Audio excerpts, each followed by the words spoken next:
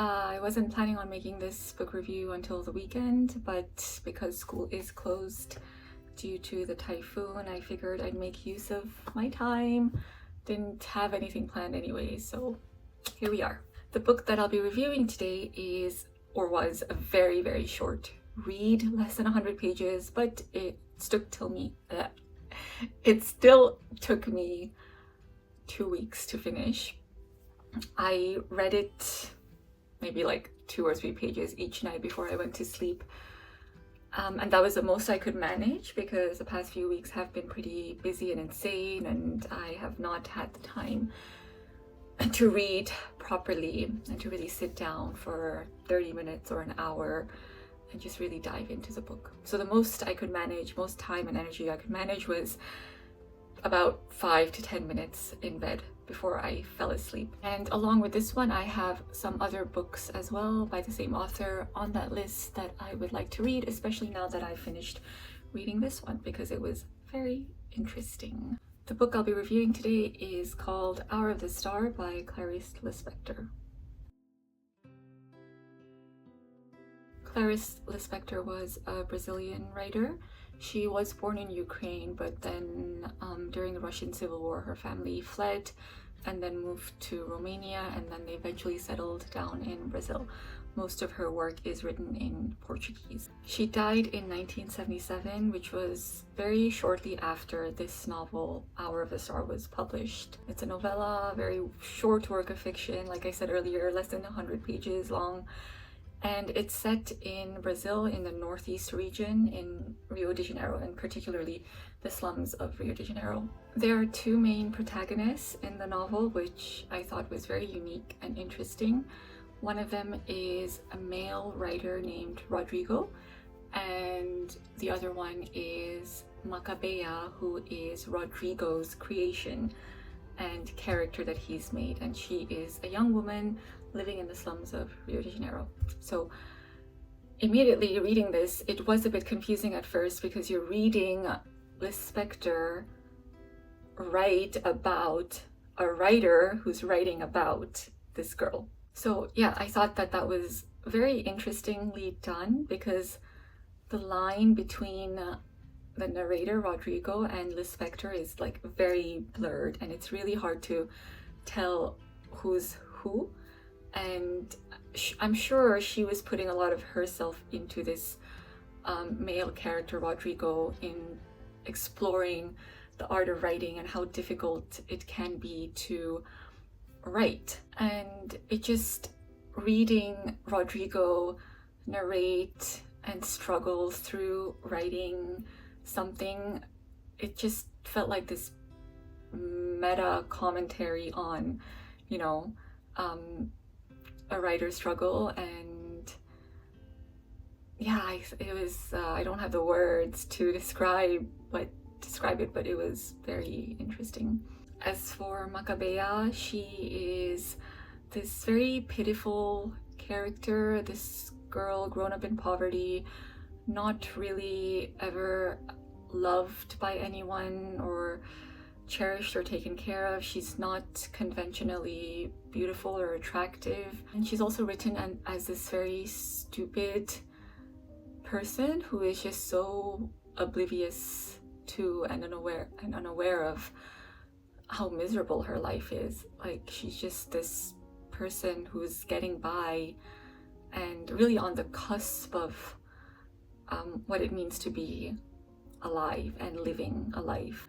So through Rodrigo's exploration of Macabéa's story, Lispector explores many themes like poverty and patriarchy and sexism and existentialism. Rodrigo is often having these thoughts and this stream of consciousness where he's like struggling to write and questioning his relationship to writing and God and faith, and it's like seeing like a puppeteer maneuver his puppet and how he does that. I thought that was just, yeah, it was so bizarre and interesting, and I wish I had read it more fully awake and with more energy. I think I'm going to have to read it again at some point, because the way that I read it, I don't think I fully engaged with it or got the most out of it.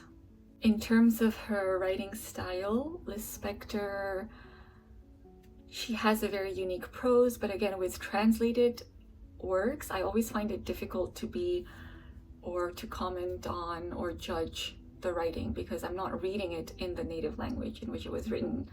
A lot of things have been translated, and so they're not fully the author's work. Although when I was reading the foreword,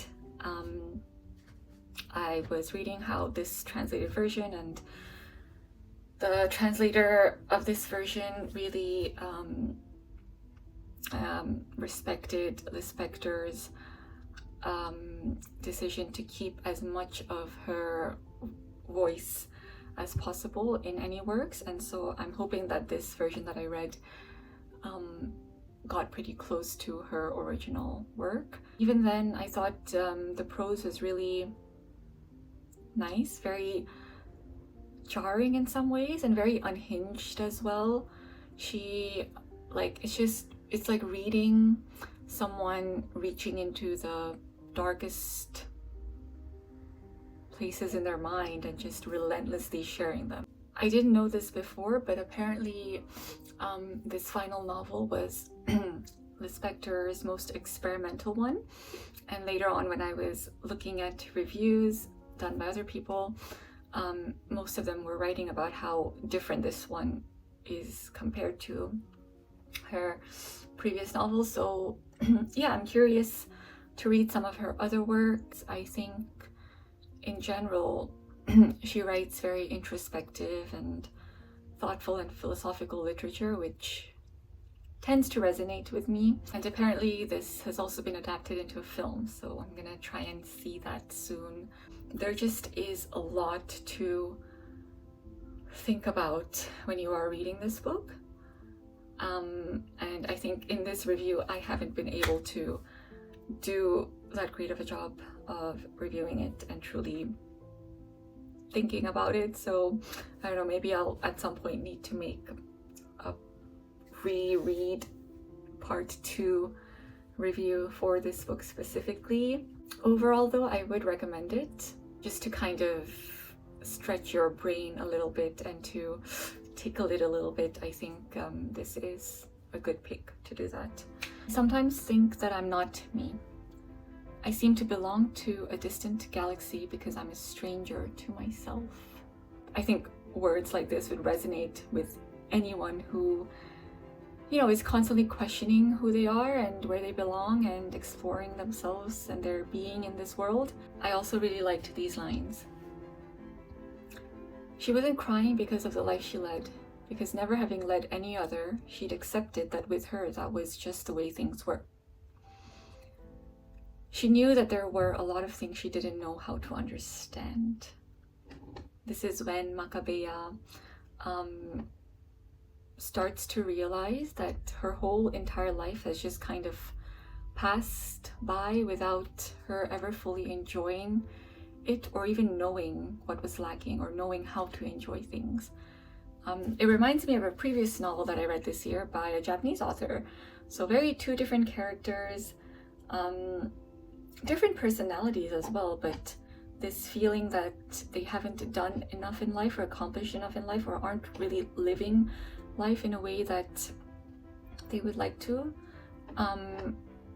Similar, so interesting. The same theme in 2 different protagonists living in 2 different parts of the world. But I suppose that is what most literature is, exploring very similar or the same exact conditions of a human being and of what it means to live as a human being. That was my 10th book review. I have 3 more until I will be halfway done with my annual book goal. But I have not yet really picked out my next read. There are so many books on my list and I'm like, how do I prioritize what to read and how, maybe I should just start putting them on this wheel and randomly picking or selecting one. Yeah, that'll be all for this book review. Thank you if you watched it.